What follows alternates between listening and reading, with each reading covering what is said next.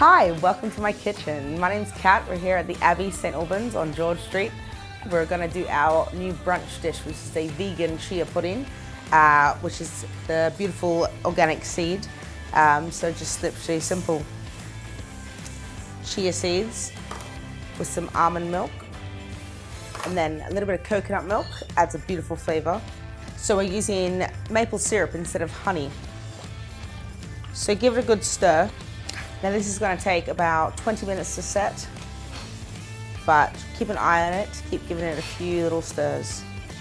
So after it's nicely semi-set, we're going to pour it into our little glasses.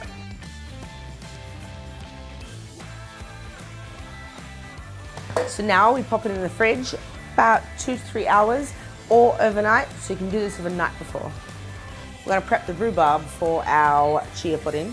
So beautiful rhubarb from Yorkshire. Simply remove the stem, remove the leaves because they're toxic. We're just going to give it a nice little trim. Whatever size you want to eat, I prefer about 3 centimeters. Then onto a baking tray. I'm just going to sprinkle with a little bit of caster sugar. It helps it melt down. You can use any sugar, but caster sugar will give you a nice little syrup.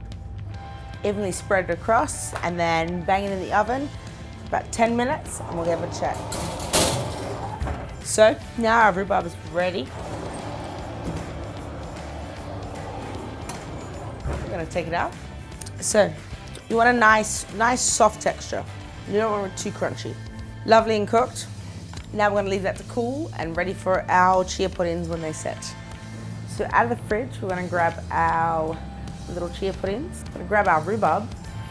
Now for a simple garnish, you can use a nice toasted coconut flake or a nice almond flake.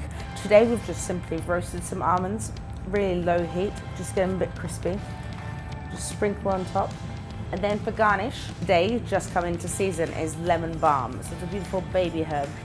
So for a beautiful spring breakfast, easy to prepare, and it can be done the night before. Just a little bit of effort with your rhubarb and you can create an amazing breakfast.